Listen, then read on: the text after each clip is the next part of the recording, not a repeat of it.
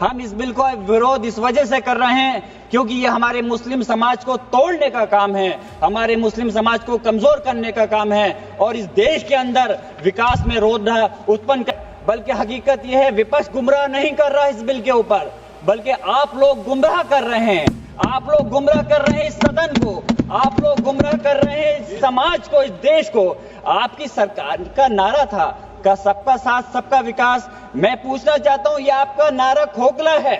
मुस्लिम समाज को टारगेट करके नुकसान पहुंचाने की आप हूं कि इस देश का मुसलमान दुश्मन नहीं है, इस देश का मुसलमान वफादार है, इस देश की तरक्की चाहता है, इस देश का विकास चाहता है। और हमारे बुजुर्गों ने लाखों की तादाद में इस देश को आजाद कराने के समय अपनी जान माल की कुर्बानियां देकर के साबित किया था। देश का जब बंटवारा किया था माननीय अध्यक्ष जी, तो उस वक्त अगर जो मुसलमानों को प्यार था पाकिस्तान से वो चले गए, जिनको इस हिंदुस्तान से प्यार था, वफा थी, वो आज इस हिंदुस्तान के अंदर है। हम इस देश के दुश्मन नहीं, हम इस देश में नौकर भी नहीं है। हम इस बिस्मिल्लाहिर्रहमानिर्रहीम। माननीय अध्यक्ष जी, आपका बहुत बहुत शुक्रिया कि आपने मुझे इस महत्वपूर्ण बिल पर बोलने का मौका दिया और मुझे उम्मीद है कि आपका संरक्षण मुझे मिलेगा कि मैं अपनी बात को मुकम्मल कर सकूं। मैं अपनी बात इस शेर के साथ शुरू करना चाहता हूं कि बुलंदी देर तक किस शख्स के हिस्से में रहती है, बुलंदी देर तक किस शख्स के हिस्से में रहती है, बहुत ऊंची इमारत हर घड़ी खतरे में रहती है। माननीय अध्यक्ष जी, आज मैं इस सदन में वक्फी तरमीमी बिल 2025 के खिलाफ अपनी बात रखना चाहता हूं। वक्फ अमेंडमेंट बिल 2025 के जरिए सरकार वक्फ ट्रिब्यूनल के अधिकार को कम कर रही है। वक्फ बोर्ड के अधिकार में भी काफी कम किए जा रहे हैं। वो इसलिए कि ताकि वक्फ बोर्ड की संपत्ति को आसानी से सरकार अपने कंट्रोल में कर सके, जिसको कि हम बर्दाश्त नहीं करेंगे। माननीय अध्यक्ष जी, मैं आपके माध्यम से कहना चाहता हूं कि मैं और हमारे नेता माननीय राष्ट्रीय अध्यक्ष अखिलेश यादव जी सिर्फ इस बिल का इसलिए विरोध नहीं कर रहे कि इसको एनडीए सरकार लेकर के आई है।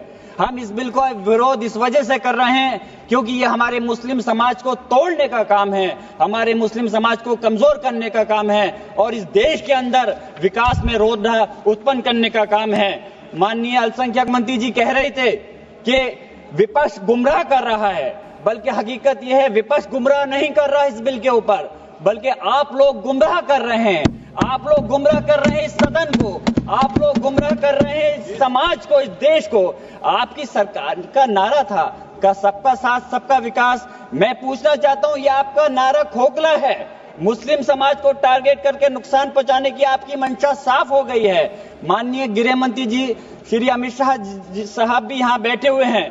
मैं कहना चाहता हूं कि माननीय अल्पसंख्यक मंत्री जी कह रहे थे कि जब वो चुनाव में गए थे तो उनसे कहा गया कि वक्फ बिल को लेकर के आया जाए, इसलिए लाए हैं। तो चुनाव के समय तो उनसे ये भी कहा गया था कि 2 करोड़ रोजगार दिया जाए, महंगाई कम की जाए, भ्रष्टाचार कम किया जाए। हमारे लोगों को उस चीज की जरूरत है, वो क्यों नहीं देते? मैं कहना चाहता हूं कि इस देश का मुसलमान दुश्मन नहीं है, इस देश का मुसलमान वफादार है, इस देश की तरक्की चाहता है, इस देश का विकास चाहता है। और हमारे बुजुर्गों ने लाखों की तादाद में इस देश को आजाद कराने के समय अपनी जान माल की कुर्बानियां देकर के साबित किया था। देश का जब बंटवारा किया था माननीय अध्यक्ष जी, तो उस वक्त अगर जो मुसलमानों को प्यार था पाकिस्तान से वो चले गए, जिनको इस हिंदुस्तान से प्यार था, वफा थी, वो आज इस हिंदुस्तान के अंदर है। हम इस देश के दुश्मन नहीं, हम इस देश में नौकर भी नहीं है, हम इस देश के मालिक हैं और हम चाहते हैं कि सब लोग मिलकर के, सारे धर्मों के लोग मिलकर के इस देश की तरक्की की बात करें। मैं पूछना चाहता हूं कि मुस्लिम के 5 साल मुसलमान होने के बाद प्रॉपर्टी को वक्फ कर सकता है? कैसा मजाक है ये? किस प्रकार की बात है? महिला सम्मान की आप बात करते हैं। अरे महिला सम्मान के अंदर तो पहले ही 2 महिलाएं बोर्ड के अंदर रहती थी। आपने कौन सा नया तीर मार दिया कि कौन सी ज्यादा महिलाओं को आप अधिकार दे रहे हैं? मंत्री जी भी कह रहे थे कि तमिलनाडु और केरल के लोगों को कहना चाह रहे थे।